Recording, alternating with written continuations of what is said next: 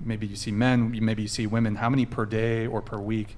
Do you call them clients? What do you call them? Tricks? Clients, what friends. No, not tricks. Marks? No. No? Okay. I don't know. I don't know the terminology. I'm not in the world. some providers may, but they're not maybe the most respectful. I like to deem them friends as soon as I get to know them, and Gotcha. And we are like friends. Sometimes we're like married couples, but it can be it depends, anywhere from like 2 to 3 a day. That's a lot. 2 to 3 but a day. maybe 5 a week. Okay. What about you? So anywhere between 2 to 3. Oh, sorry. It's fine. Anywhere between 2 to 3. Okay. And sometimes 4 or 5, depending on. Sure. Per day. Yes. Do you know what the most is in one day? Like, was there one day? It always fluctuates. Okay. Is there ever like a 10, a dozen? I don't. Yes.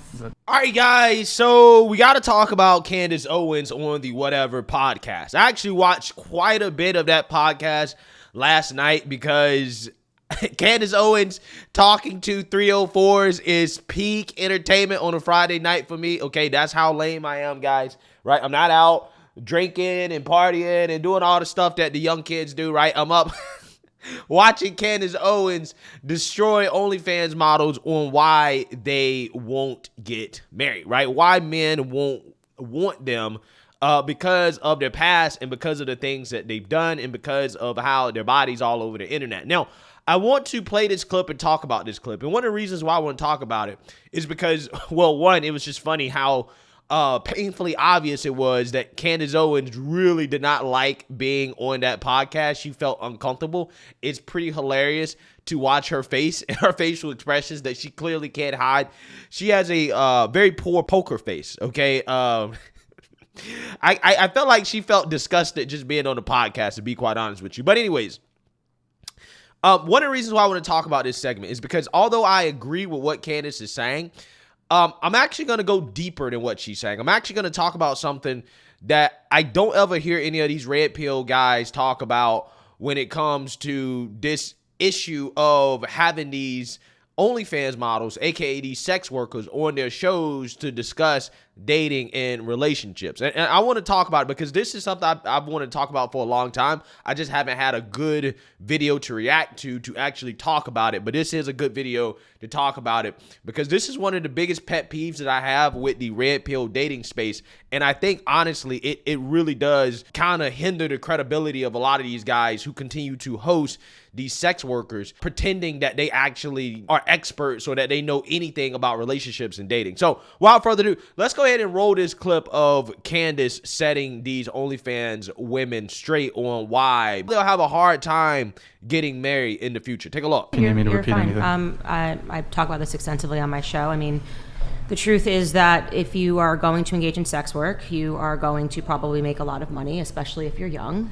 You're on a very tight rope. As you get older, your value goes down, and men are going to want women that are younger and available to them. I'm talking about in terms of just making the person who will subscribe to your OnlyFans page. You know, obviously, women, you're declining as you age, And the truth is that high-value men don't want to date women that are sex workers or even women that aren't sex workers and lean into the whole talking about how sexy and are freely available on the internet for other men to see. What we're talking about is biological proclivity.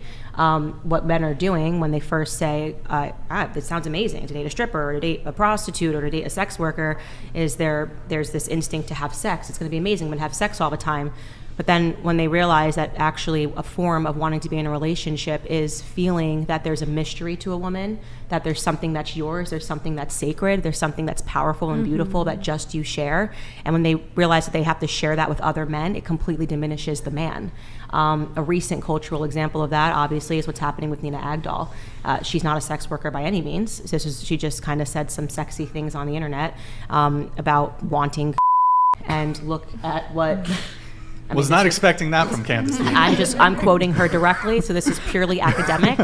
Purely academic, and look at what happened. You know, now Logan has become the laughing stock of other men as they piece together everything that she's ever said that's overtly sexual. And again, she's not a sex worker, but what happened is her value just completely plummeted because, this thing that men need to feel.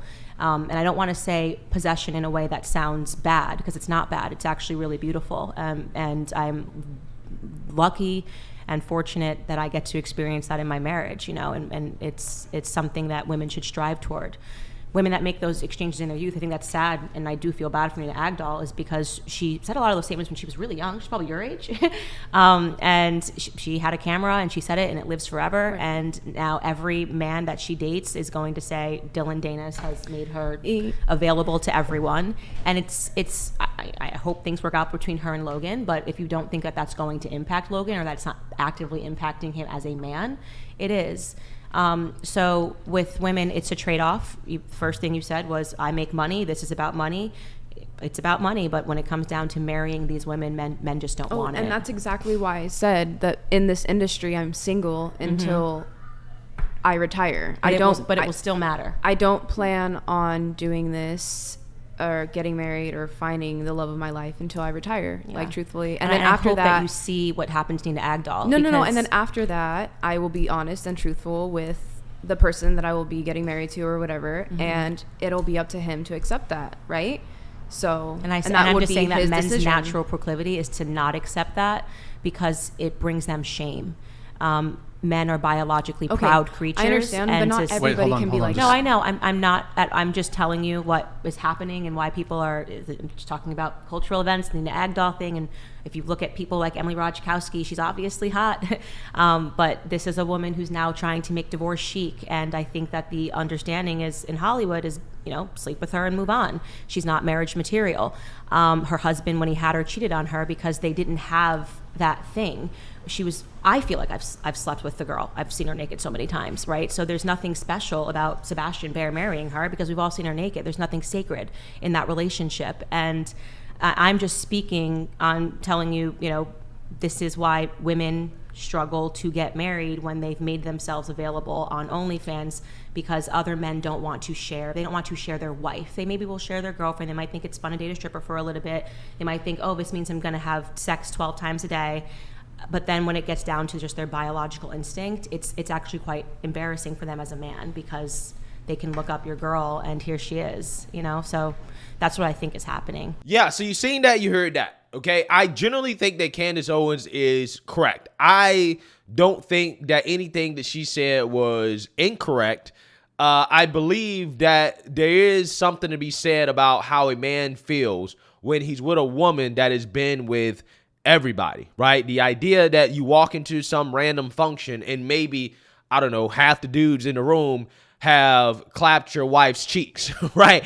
Clearly, as a man, that is not going to make a man feel good, okay? To know that his woman at one point was for the whole world, right? The whole world could have had his woman, or had seen his woman on OnlyFans, naked on the internet. Yeah, I think it does take the sacred nature out of the relationship. And I do think that is a big factor in regards to why these women will struggle with relationships. But I actually think that is deeper than that. Okay. And it's a conversation that I actually have not heard on any of these dating podcasts, even though they commonly feature these sex workers who, some of them will get married, right? Because there are simps out there that will marry them. They will say, I don't care about your past. I don't care if, my best friends have banged you. I don't care. I love you. You make me feel special, and I'm going to be with you, right?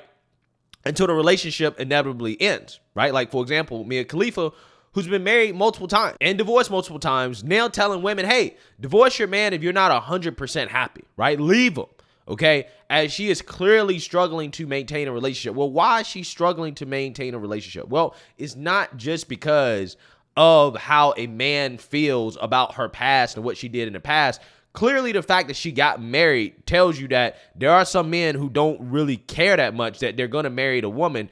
The reason why she's struggling to maintain a relationship, and the reason why all these women who do OnlyFans or sell their box for a living will struggle to maintain a relationship, is because in virtue of the fact that they sell their box, that they sell their body for a living, they have psychologically altered their minds in a way that is unnatural for a woman, and now they actually don't understand how to maintain a relationship with a man that's not transactional, okay? Or purely transactional, in the sense that a man is giving a woman money in exchange for submission, which is a very unnatural thing for a woman to do.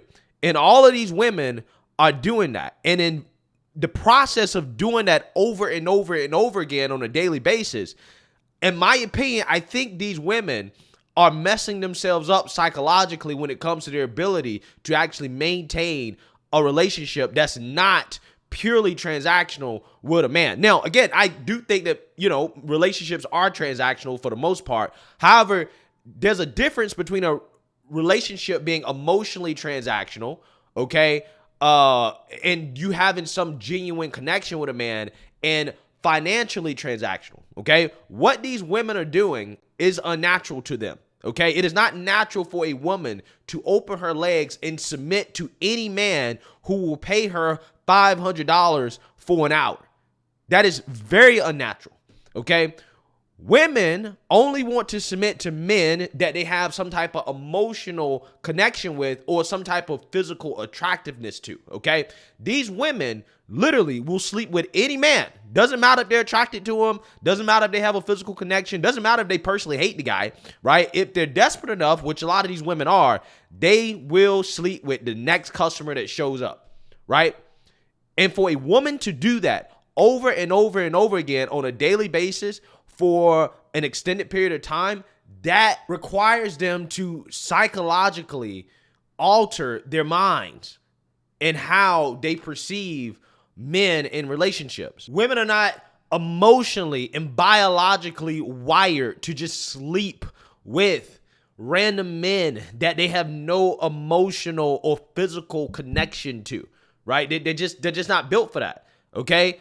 It's not. This is why, again, women struggle with one-night stands, right? Normal women who don't sell their bodies, right? They struggle when a dude sleeps with them and then a dude ghosts them. They struggle with it. Why? Because it takes an emotional connection for most women to have sex with a man. But it's not necessarily the same thing the other way around. Men can do that because as a man, the act of having sex with a woman is an act of dominance, right? That is natural for a man to do.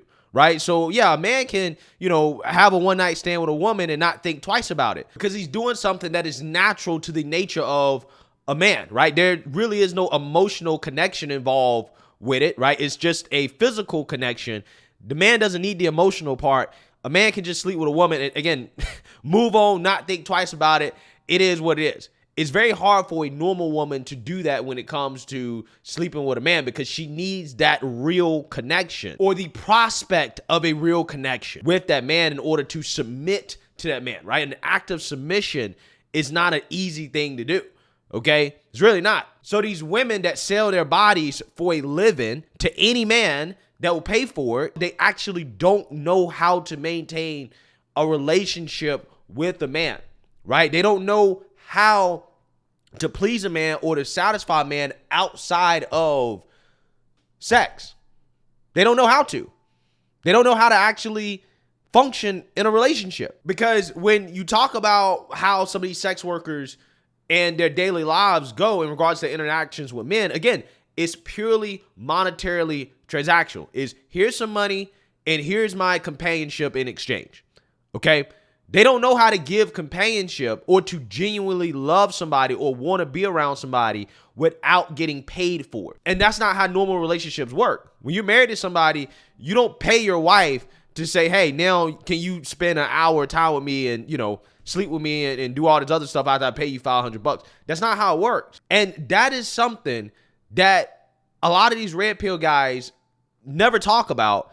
And it also is the reason why I think that bringing these women on these podcasts to talk about dating, especially when your target audience is young men who are living in the real world, who are not out here, sleeping with sex workers all day and, they're not super rich. It's just average dudes. When you're bringing sex workers on a podcast to discuss dating and relationships, you're actually not helping those men out because these women don't know anything about dating and relationships. They can't. If you listen to the whole podcast, right, they will tell you we struggle with relationships. We struggle with dating. The reason why is because they mentally have altered themselves in a way that makes it extremely hard for them to maintain a relationship. They don't know how to be in a relationship with a man that's not giving them money. They don't know how to. So when you understand that, to me, it doesn't make sense to keep bringing these women on these platforms if you're actually really trying to help young men understand women. You can't help young men understand women by talking to a prostitute. Prostitutes are not normal women. Okay, especially when we're talking about relationships. They don't have the first clue on how to have a functioning relationship. So again, I don't think that these podcasts are actually helping out young men. Maybe when they talk about other things, like for example, finances, fitness, networking, business, looks maxing, self-improvement. Yeah, I do think that they help young men when it comes to that. I think that's where the value of the red pill is, right? That's the real value of the red pill. But when it comes to dating and relationships, I actually think a lot of these guys are helping dudes get less women, right? I think that's actually what's happening, okay? Because they keep bringing on these women that don't have a damn clue about what it's like to be a regular normal girl because they're not regular normal girls. They've altered their minds in a way that's unnatural, and they do things that are unnatural to them as women, okay? Because it's not natural for a woman to just submit to random men that she's not emotionally connected to or physically attracted to. That's not natural. So talking to them about relationships and maintaining relationships is you're actually doing young men a disservice. And that's something that I haven't seen any of these podcasts address. Why do you keep bringing these OnlyFans women on your podcast? They're not that smart. They're not that intelligent. You're literally just bringing them on to make fun of them. And because they're eye candy, they look good. So you're going to have a bunch of, again, young men that are going to be watching a podcast because they want to see the women get shitted on or because the women are, hot or whatever. But what ultimately ends up happening is that a lot of these men end up just subscribing to these girls' OnlyFans and end up paying these girls money. Because otherwise they would not have been exposed to these women had it not been for these podcasts that keep bringing them on, trying to pretend that these women know anything about relationships. To me, it's kind of frustrating, right? And it's something I've thought about for a long time. Like, it just fundamentally doesn't make sense to keep platforming these women and talking to them as if they can give any real insight in regards to how normal everyday women that these men will encounter, that these men, claim they want to be with, right? They can't give any insight on that because these are not normal women. They're not wired the same as regular girls who don't sleep with random men for a living, right? I'm telling you, that rewires a woman. When a woman does that, especially over a long period of time, it rewires her, okay? And it makes it very hard for her to maintain a relationship. It's not that dudes won't marry them. They will. Eventually, some dude will. It's the fact that because of what she did, she doesn't know how to maintain that relationship. She doesn't know how to have a functional relationship because the only experience that she's had when it comes to relationships has been purely transactional and money in exchange for sex. But that's not how most relationships are. And because these women, again, sell their bodies for a living, any man that wants to be with them long term is going to have to be able to replace that income. And a lot of men just can't, right? I mean, just statistically speaking, they just can't replace that income. But the fact that you have to do that to even be with a woman in the first place because she literally can't do anything else as a woman, given the fact that she sold her body for a living on the internet or, whatever. Again, that makes it even more difficult to actually maintain a relationship with that type of person, right? It makes it even more transactional. It continues to be financially transactional. Even when you try to make it real, it's still just financially transactional, which doesn't help the woman transition from the mindset that she had selling her body to being with just one man, because she's still technically selling her body, right? Because if it gets to a point where that man she's trying to be in a relationship with can't provide for her the same way that she can provide for herself, selling her body to random dudes, she's going to go back to doing that.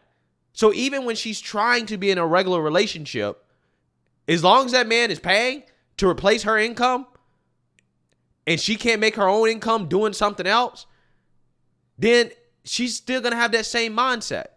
She's going to have the exact same mindset, which again is going to make it very difficult for her to actually be in a real relationship, because it's hard to get out of that mindset considering that that's what all these women know. That's the only thing that they know.